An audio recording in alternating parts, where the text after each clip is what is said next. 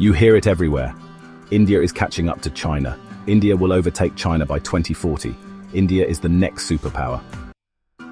Yeah, no, not even close. Let's make this clear. China is not just ahead of India, it's at least 30 years ahead. And that's not some random opinion, it's fact. Economically, technologically, politically, militarily, socially, China has done what India hasn't even started dreaming about. This isn't a rivalry, it's a one-sided reality check. So buckle up, because we're going to break this down piece by piece. And by the end, there'll be no doubt left. Please take a moment to drop a like and subscribe. GDP, the $14 trillion reality check. Let's start with the clearest sign of a nation's power, GDP. India's GDP in 2025 is about $3.7 trillion. China's, over $18 trillion. That's a gap of over $14 trillion. That's like comparing a neighborhood grocery store to Walmart, Amazon, and Costco combined. Now people love saying, but India is growing faster. Cool, let's do the math. India grows at 6.5%. China, around 5%. But here's the catch. 6.5% of $3.7 trillion is about $240 billion. 5% of $18 trillion is around $900 billion. So China adds almost 4 Indias worth of economic value every single year. While India grows fast on paper, China accelerates in real money. And historically? When China was the size India is today, around $3.7 trillion, China was growing at double digits. That year, it launched high-speed rail, hosted the Beijing Olympics, exported over $1.4 trillion, and built entire cities.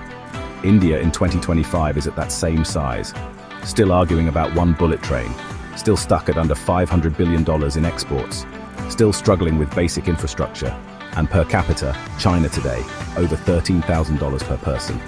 India, around $2,700. That's a nearly 5 times income gap between citizens. At this pace, India might reach China's current level by 2055, if everything goes perfectly, which, let's be honest, it won't. Infrastructure China builds, India boasts. Now let's talk infrastructure, where you can literally see the gap with your own eyes. High-speed rail? China has over 45,000 kilometers of it. Fast, efficient, on time, affordable. India, not a single operational bullet train.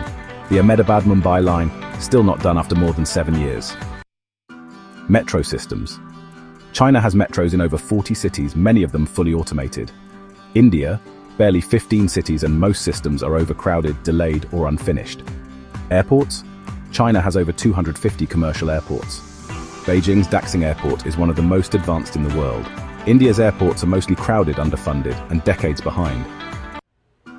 Expressways. China has over 160,000 kilometers of them. India, about 45,000, most of which are narrow, bumpy, or still under construction. China builds infrastructure at breakneck speed. India builds paperwork, lawsuits, and press releases. Urbanization, cities versus chaos. China's urbanization rate, 65%. India, about 36%. But it's not just about how many people live in cities, it's about what those cities look like. China's urban areas, Shenzhen, Chengdu, Hangzhou, are futuristic, smart, efficient, and clean. Even China's Tier 2 cities look like what India's top cities hope to be. Meanwhile, Indian cities like Mumbai, Delhi, Bengaluru, congested, polluted, falling apart, unplanned slums, overflowing traffic, open drains, power cuts, garbage fires. China planned its cities. India let them grow like wild weeds.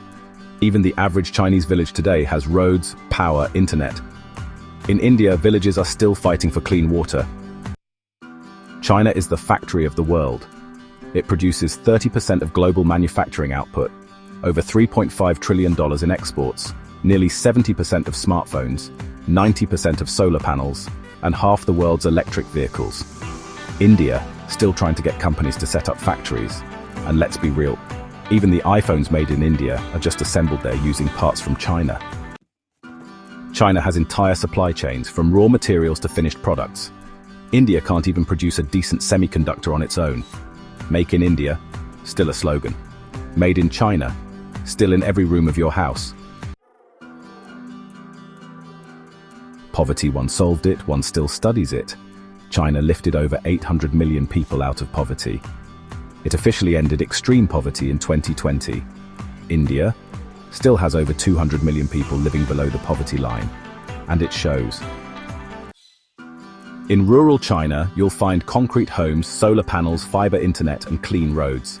In rural India, mud huts, open defecation, water scarcity, and girls dropping out of school by age 12. China made poverty eradication a national mission. India made it a campaign promise, recycled every election. So, let's talk about technology and innovation. China leads in several key areas: 5G infrastructure, artificial intelligence development, electric vehicle innovation.